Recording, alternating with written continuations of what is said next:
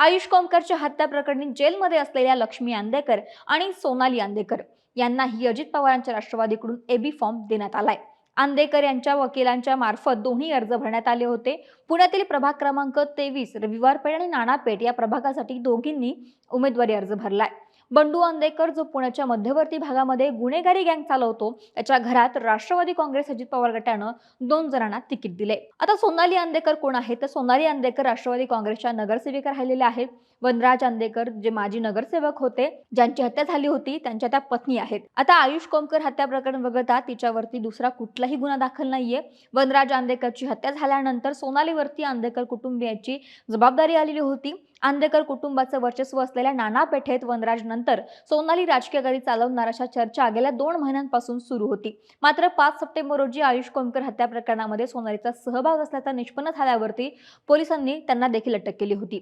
न्यायालयानं तिला तुरुंगातून निवडणूक लढवण्याची परवानगी दिली होती आणि त्यानंतर तिनं उमेदवारी अर्ज देखील दाखल केला होता।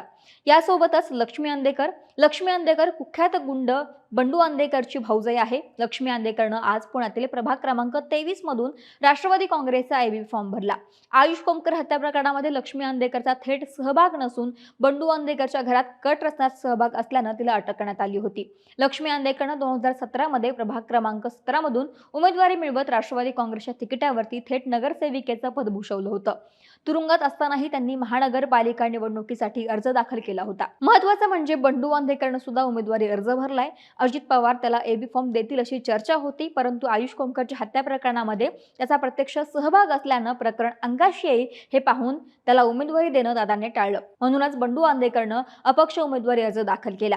पण अंदेकर कुटुंबियांनी हाती राष्ट्रवादीचा घड्याळ बांधत पुण्यात उमेदवारी अर्ज भरलाय।